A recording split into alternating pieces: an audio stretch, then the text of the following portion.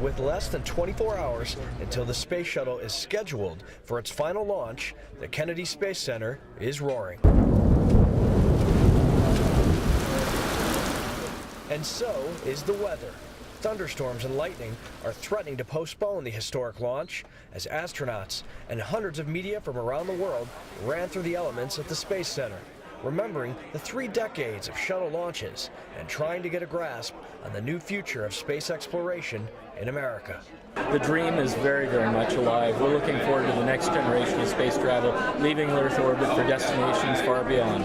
It kind of it feels like when I retired as a launch director some years ago, a proud feeling for what had been accomplished in the past, did some really good things, but on the other hand, kind of sad because this is the end.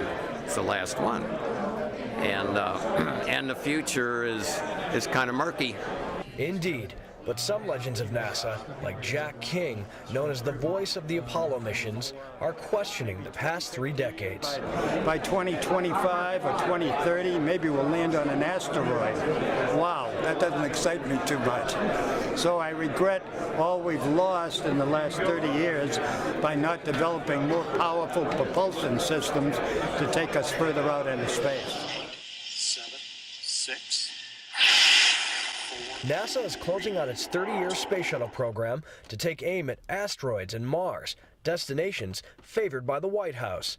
Private companies, they'll take over the job of hauling cargo and crews to the International Space Station, freeing NASA up to focus on points beyond. We've got the space station right now. It is a working laboratory. It's not really set up for tourists to come by and stay very long, so we need somebody to go out there and build your space hotel to give people a place to go to, and I think when that happens, then it'll really take off.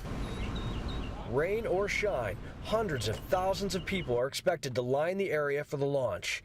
Some estimates put the crowd at close to 1 million. I think everybody always wants to have great weather for launch, so I don't know if you call it spirits down, but just, kind of like, okay, what are we going to do now? The 12-day, 4-person voyage by Atlantis will likely end with a touchdown back at Kennedy Space Center in Florida on July 20th. Ironically, that's the 42nd anniversary of man's first steps on the moon. Robert Ray, Associated Press, Cape Canaveral, Florida.